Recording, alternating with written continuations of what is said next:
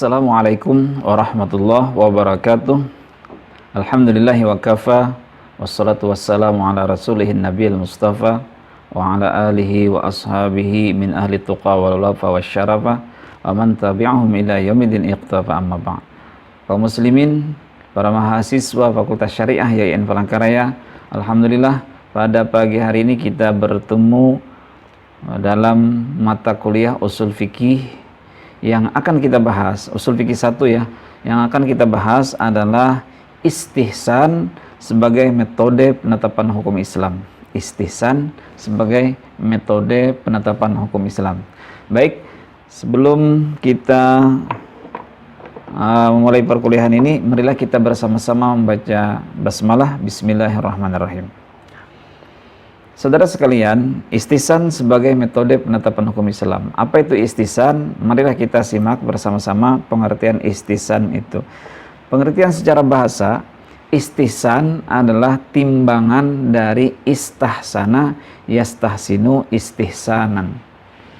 Istahsana yastahsinu istihsanan. Wazan dari istaf'ala yastaf'ilu istif'alan.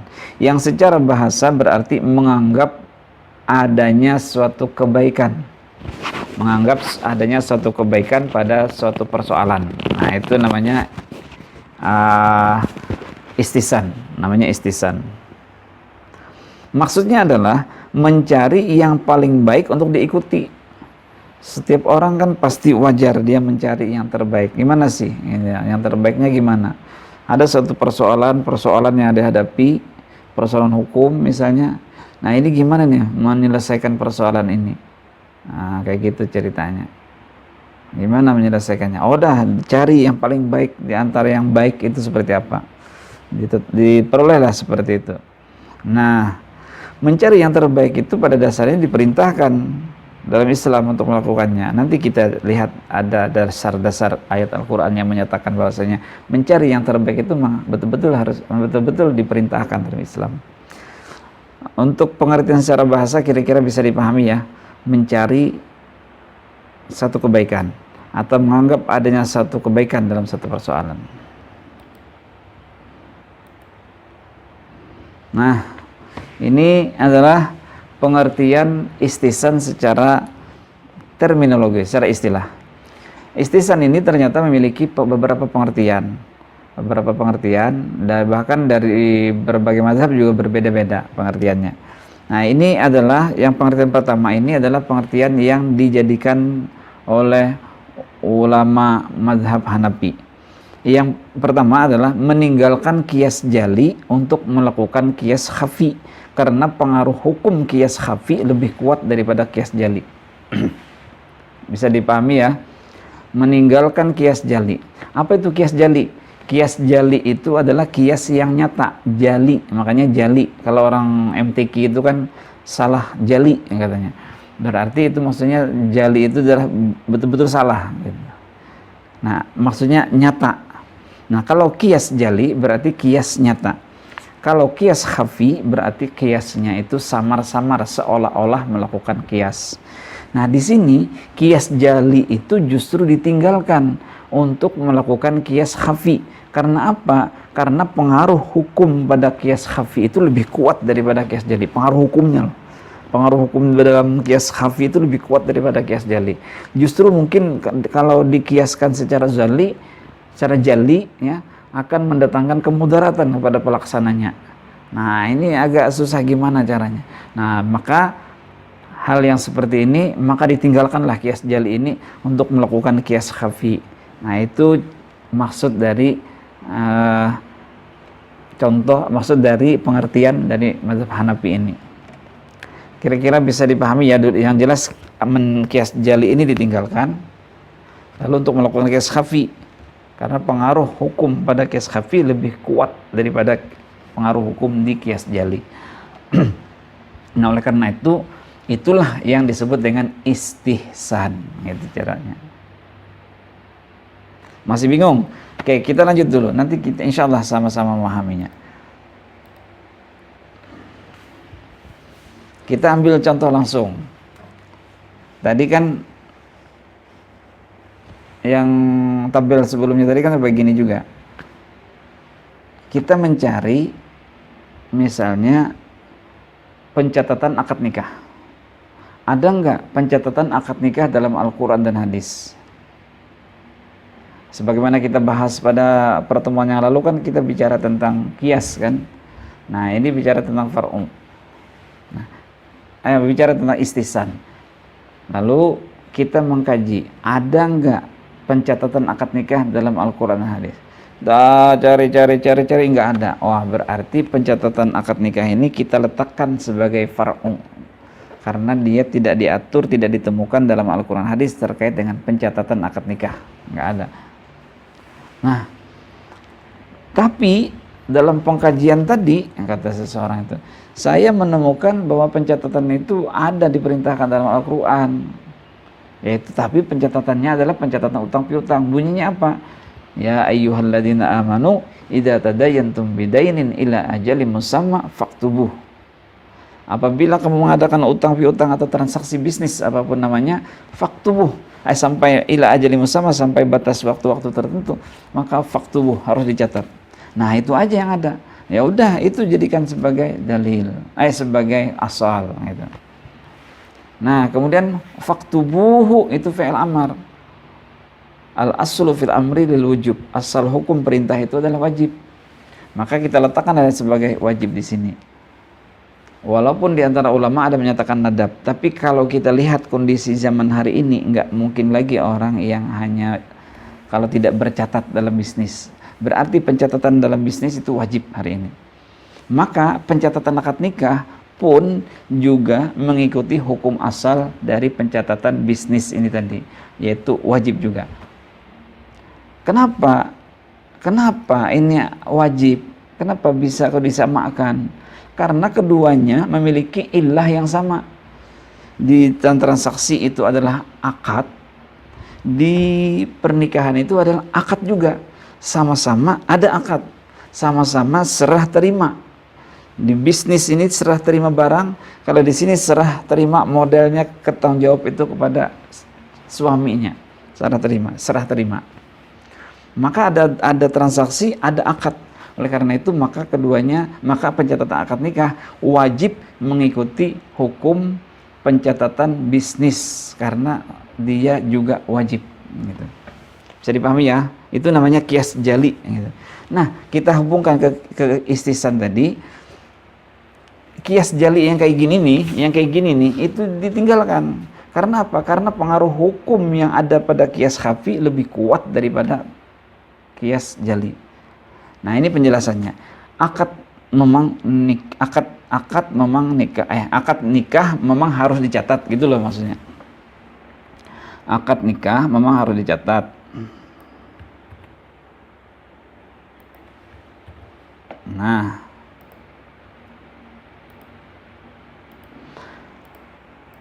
akad nikah memang harus dicatat. Tapi akad nikah bukan transaksi bisnis atau transaksi perempuan. Karena perempuan pun juga bukan barang.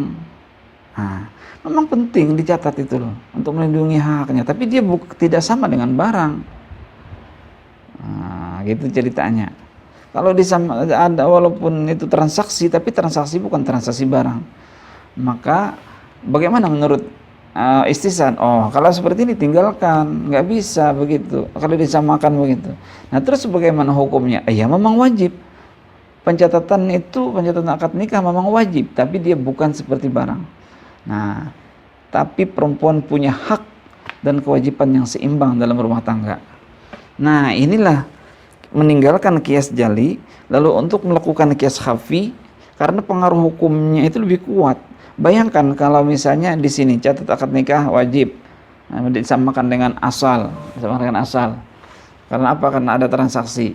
Nah, kalau seperti itu, berarti bisa jadi si laki-laki kemarin menyerahkan uang segalanya itu sama seperti beli barang. Yang kedua, si istri tidak punya hak dan apapun di rumah, dia hanya punya kewajiban. Karena kamu telah kubeli, kata si suami.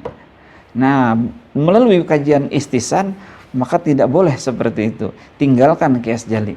Justru dengan qiyas jali ini tak sepertinya susah diterapkan, bahkan menimbulkan kemudaratan.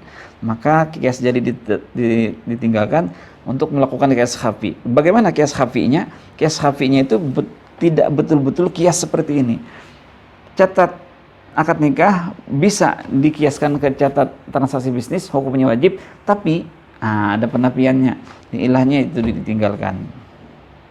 Mudah-mudahan bisa dipahami ya, kira-kira seperti itu. Nah, di mana letak yang pengertian istihsan di awal tadi, mencari yang terbaik? Itulah mencari yang terbaik tadi adalah bahwasanya perempuan memang harus dicatat akad nikahnya, jangan mau tidak dicatat. Karena apa? Karena dia punya hak terhadap apa-apa yang ada dalam kehidupan rumah tangganya itu nanti. Nah, dan tapi mereka bukan seperti barang. Mereka punya hak dan juga memiliki kewajiban yang seimbang. Itulah kajian istihsan. Itulah yang terbaik untuk perempuan. Nah, gitu. Jadi serba menang kisahnya itu nah modelnya.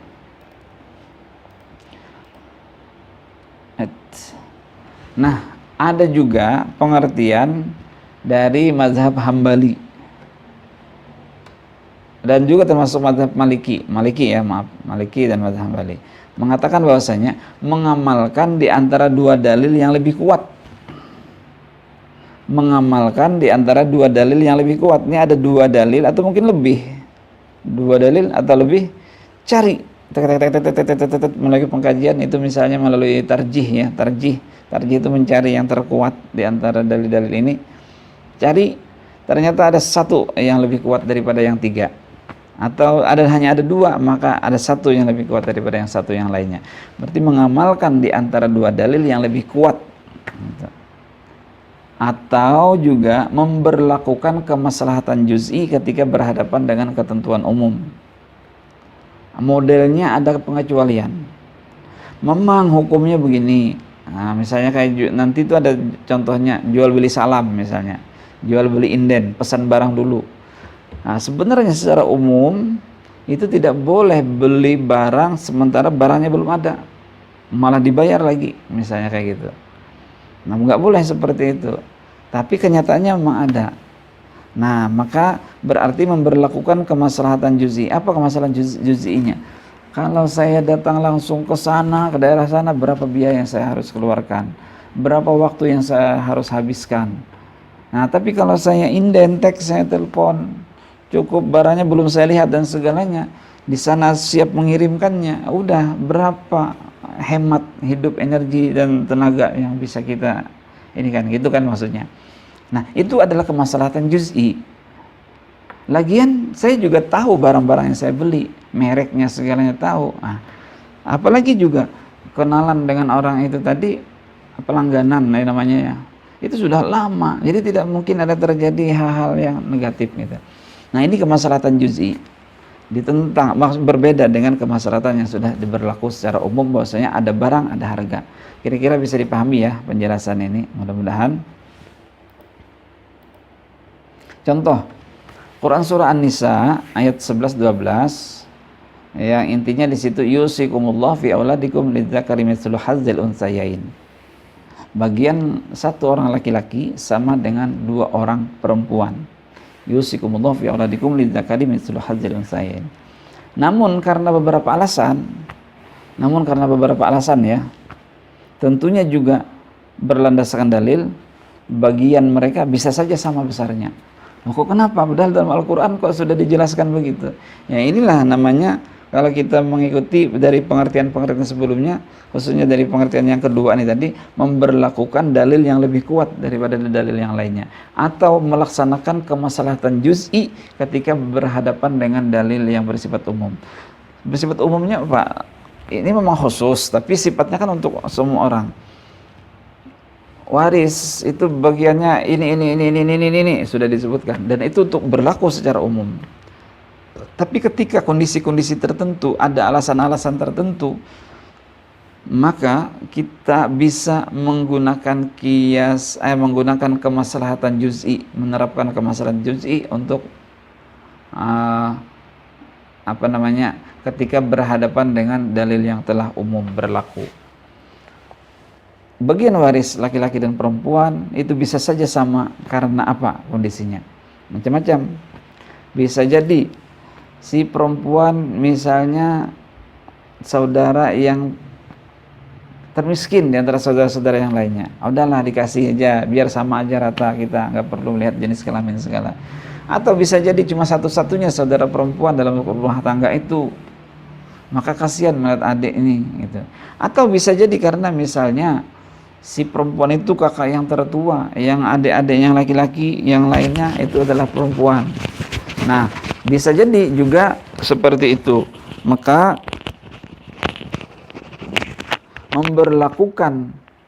memberlakukan kemaslahatan juz'i karena pertimbangan-pertimbangan yang kita sebutkan ini tadi ketika berhadapan dengan dalil yang sudah berlaku secara umum. Itu untuk apa? Itu adalah kajiannya untuk kemaslahatan. Coba bayangkan kata adik-adiknya yang laki-laki, misalnya kakak dulu pernah bahasa Banjarnya itu menggaduh, memelihara, membasuhi, bakami, bahira dan segalanya. Nah, kami ini masih kecil-kecil waktu itu, tidak ngerti apa-apa.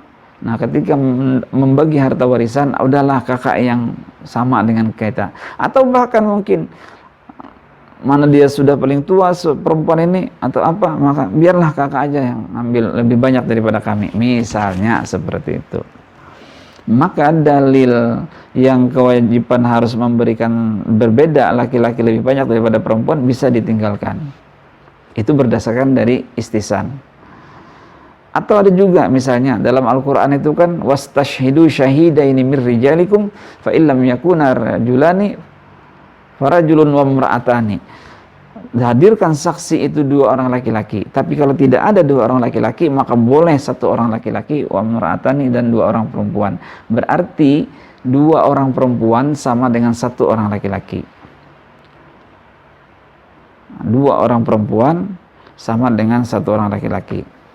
Nah, berkaitan dengan saksi, bagaimana kalau misalnya di saat itu saksi ahlinya hanya perempuan, yang lain-lainnya itu memang ada laki-laki tapi dia tidak ahli di bidang itu, dia tidak mengerti di bidang kesaksian perkara keuangan. Karena anggaplah misalnya kayak hari ini, misalnya anggaplah menteri keuangan kita perempuan, karena menurut informasi, menurut kajian-kajian bahwa dia memang ahli di bidang keuangan itu. Apakah diserahkan kepada orang lain? Kan nggak mungkin toh. Nah, ini yang menjadikan kita mencari yang terbaik karena keterangan dia, walaupun dia perempuan tapi dia menguasai tentang keuangan itu. Maka itu untuk yang kebaikan tadi. Kira-kira bisa dipahami ya, bisa dijelaskan. Maksud penjelasan saya bisa dipahami dengan baik, mudah-mudahan. Banyak sih sebenarnya kasus-kasus yang bisa dikaji melalui istisan seperti itu. Artinya istisan ini yang pertama tadi meninggalkan kias jali untuk melakukan kias khafi, itu prosesnya seperti itu, dibikin dulu. Atau yang kedua ini adalah memberlakukan hukum yang lebih kuat daripada hukum yang lainnya.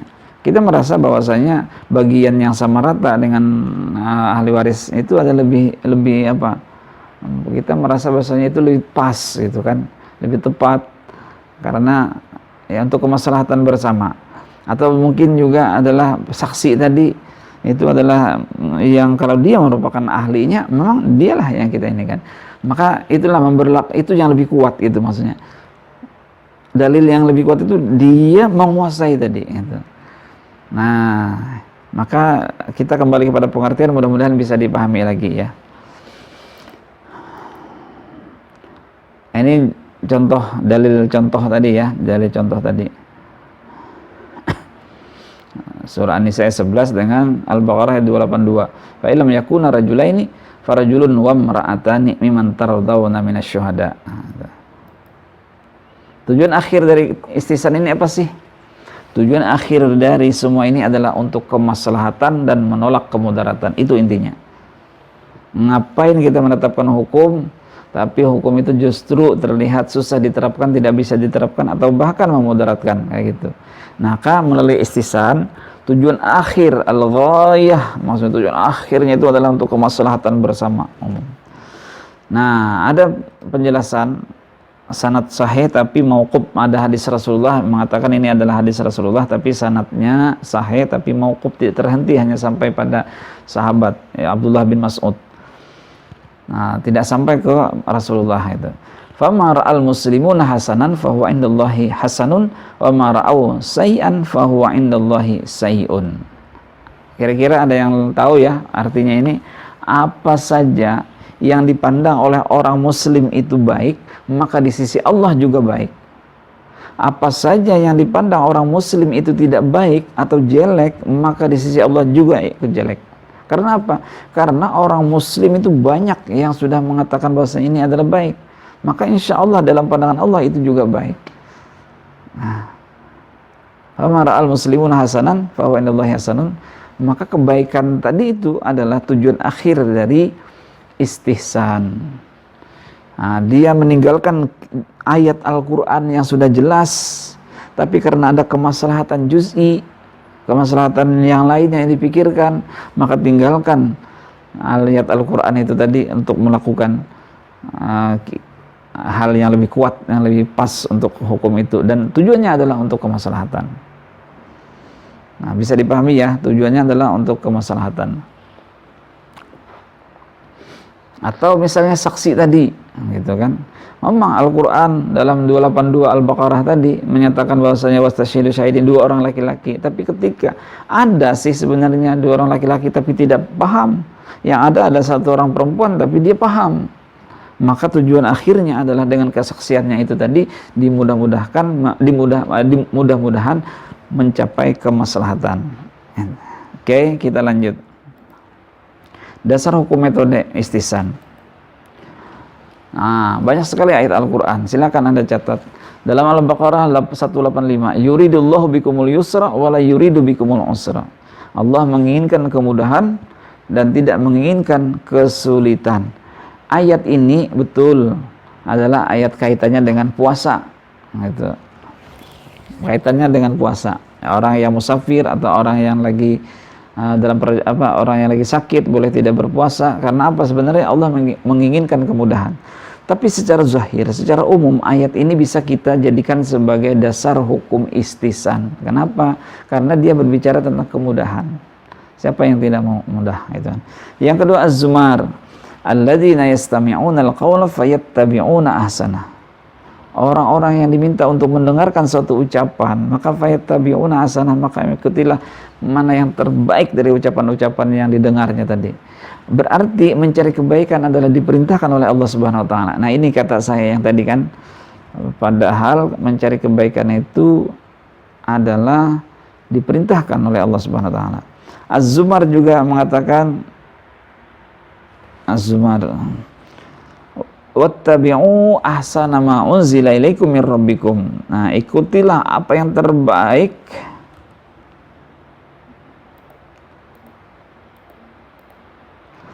yang telah diturunkan Allah kepada kamu. Ikuti yang mana yang terbaik, paling terbaik. Nah, ini dasar hukumnya ya. Macam-macam istihsan. Ada istihsan bin nas. Mudah-mudahan bisa terlihat istihsan bin nas, yaitu istihsan berdasarkan ayat atau hadis. Misalnya, menurut ketentuan umum, orang yang makan minum sewaktu berpuasa adalah batal. Betul kan? Batal. Namun hal ini dikecualikan oleh hadis Nabi bahwa orang yang makan minum sewaktu berpuasa karena lupa tidak membatalkan puasa. Nah, itu namanya adalah istihsan bin nas. Kalau dikatakan batal, bagaimana rasanya ya? Di siang hari sudah puasa, ternyata pas dia tidak sengaja makan minum, masa disebut batal? Kasihan, sudah perjalanan ibadah yang dilakukan. Dan maka demi untuk kemaslahatan, demi untuk kebaikan, maka Rasulullah bersabda, orang yang makan minum sewaktu berpuasa karena lupa tidak membatalkan puasa. La tajtami ummati al khata wan nisyan. Itu ya. Mudah-mudahan bisa dipahami, itu istihsan bin nas. Yang kedua, istihsan bil ijma'. Istihsan berdasarkan ijma'. Contohnya jual beli inden tadi, jual beli salam. Nah, ini kesepakatan ulama walaupun ulama maksudnya di sini adalah ulama ijma' sukuti maksud saya. Walaupun di sini adalah ijma'nya ijma' sukuti. Jual beli inden itu sudah berlaku lama. Jual beli inden ini, jual beli salam tadi. Kan seharusnya kita itu bertransaksi dengan orangnya ketemu, pembeli penjual ketemu, yang kedua juga barangnya ada. Nah, sementara dalam jual beli pesan ini barangnya nggak ada, ketemu juga enggak. paling-paling ketemu dengan lewat WA dan segalanya, dibayar lagi. Nah, ini tapi demi kenyamanan seperti yang kita alasankan tadi, kita argumentasikan tadi, maka praktek ini dibolehkan karena dilakukan sepanjang zaman. Sementara ulama pun tidak mengingkari, yang akhirnya menjadi konsensus para ulama tentang permasalahan ini. Oke ya, lanjutnya istihsan bil qiyas al-khafi. Nah, ada istihsan bil qiyas khafi. Misalnya terkait dengan tanah wakaf nih di sini. Nah, dalam qiyas jali, tanah wakaf sama dengan jual beli karena pemilik telah memindahkan hak miliknya. Ini saya punya tanah ini, saya wakafkan. Nah, ini ininya saya serahkan semuanya. Jadi sekarang kekuasaan penuh terhadap tanah ini adalah Anda, kata saya. Sehingga setiap orang yang lewat, karena dia memiliki kekuasaan di situ, yang penerima wakaf ternyata tadi, maka setiap orang yang lewat atau mengalirkan air melalui tanah tersebut harus minta izin kepada si penerima wakaf itu, harus minta izin. Nah, kalau yang seperti ini kan menyulitkan sekali nih, menyulitkan sekali. Masa mengalirkan air pun harus minta izin segala kesana kemari gitu. Maka melalui ini menyulitkan, akhirnya qiyas jali itu ditinggalkan untuk melaksanakan qiyas khafi dengan akad sewa menyewa. Jadi modelnya ini bukan saya akad hilang penuh tanah saya, tapi saya modelnya kayak akad sewa nyewa aja lah gitu kan. Sehingga siapapun yang dapat lewat di lahan itu atau mengalirkan air melewati bahan tersebut bisa dilakukan dengan baik oleh masyarakat. Oke, kira-kira demikian ya terkait nomor macam-macam istihsan. Yang nomor 4 lagi, al istihsan bil maslahah. Oh, ada nggak istihsan bil maslahah? Oh, ada ternyata. Istihsan bil maslahah itu adalah bolehnya dokter melihat aurat perempuan dalam berobat. Secara hukum normal tidak boleh kita melihat aurat orang, apalagi berupa aurat yang memang harus disimpan hanya keluarga, hanya suami atau istrinya yang mengetahui. Nah, tapi ketika kondisi sakit, maka itulah yang disebut al-istihsan bil maslahah. Ketika kondisi sakit, maka otomatis si dokter dan dokternya laki-laki, dokter perempuan gak ada, yang ada cuma dokter laki-laki, mau tidak mau melihat aurat yang diderita oleh orang itu. Nah, ini namanya istihsan bil maslahah. Yang kelima, istihsan bil darurah. Ada istihsan karena darurat. Misalnya sumur yang kemasukan najis cukup ditambahi beberapa galon air agar menjadi suci kembali karena sangat sulit mengeringkan sumur, terlebih lagi sumur yang sumbernya mata air. Nah, gimana caranya? Ditambahlah pelan, ditambah. Yang penting ditambah tadi tidak merubah, tidak masih bau, aroma dan segalanya, tidak masih bau gitu, tapi sudah hilang baunya segala. Maka dia sudah bisa dijadikan untuk bersuci. Namanya istihsan bil darurah karena lubangnya gimana ya, tidak bisa diambil lagi lah istilahnya gitu, najis tadi. Yang ke selanjutnya al istihsan bil urfi, yaitu istihsan dengan uruf. Nah, ternyata banyak juga sebenarnya. Ada dengan nas, ada dengan maslahah, ada istihsan sendiri, ada istihsan bil urfi, ada istihsan bil darurah. Nah, istihsan bil urfi, istihsan berdasarkan uruf adat istiadat. Contohnya penggunaan tempat mandi umum yang tidak ditentukan berapa lama di dalamnya dan berapa banyak air yang dipakai. Nah, kita targetkan aja sekali mandi 2000. Nah, gitu. Kalau buang air kecil 1000. Entah berapa dia menggunakan air itu untuk minum, untuk mandi, maaf. Maka tidak bisa kita tentukan. Masa si tukang jaga menghitung brow bunyi air dihitung kan gitu, nggak mungkin. Ya udahlah. Tinggal yang si empuknya yang mandi ini aja pikir-pikir apa mau dihabisin satu drum itu atau gimana waktu mandi itu. Nah, itu istihsan bil urfi. Jadi dia mengambil hukum, mencari yang terbaik berdasarkan dari uruf gitu. Yang sebelumnya mengambil hukum, menentukan hukum berdasarkan dari darurat, ada berdasarkan dari nas, ada berdasarkan dari maslahah. Yang ini adalah berdasarkan dari uruf. Lanjutnya kita ke hujahan istihsan.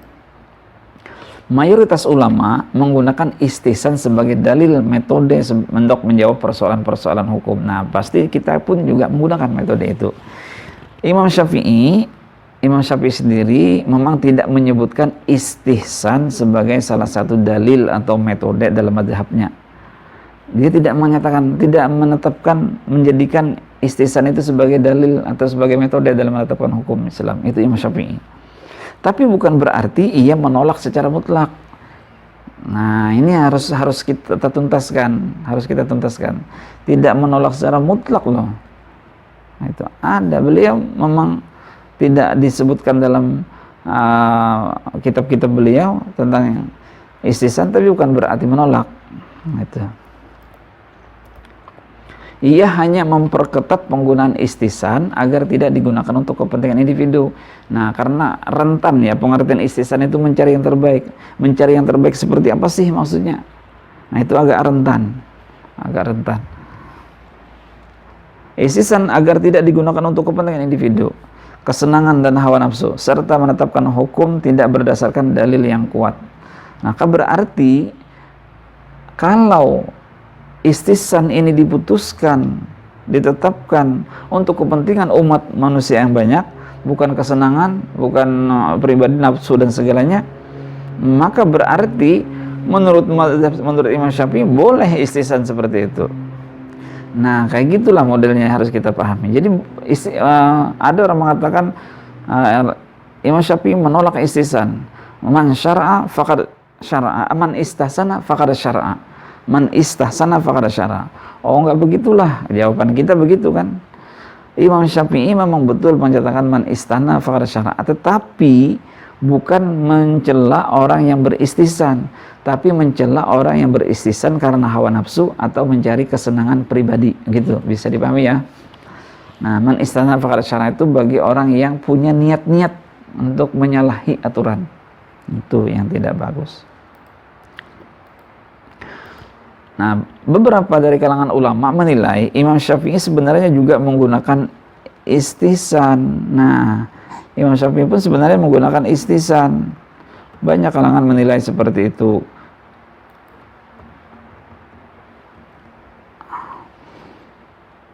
Coba kita lihat.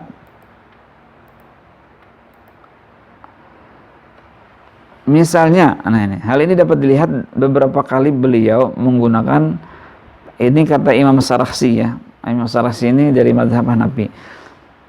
Beberapa kali beliau menggunakan kata al-istihsan secara langsung dalam menjawab persoalan hukum Islam, atau menggunakan kata lain.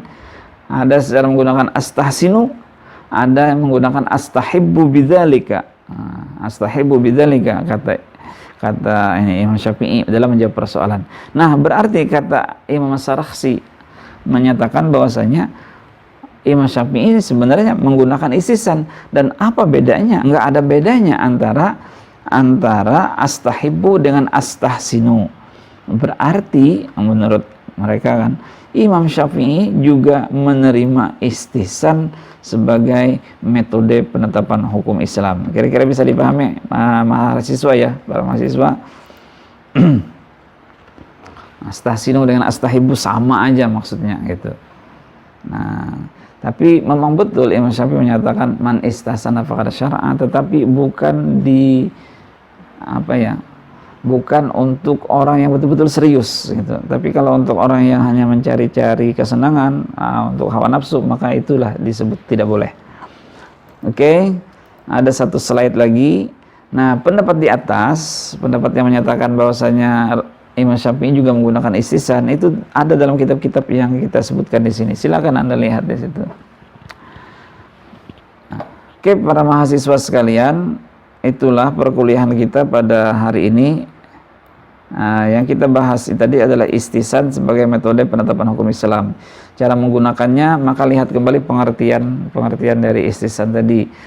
Ya, kita gunakan, kita cari, kita teliti mana yang paling terbaik di antara apa yang harus kita lakukan itu.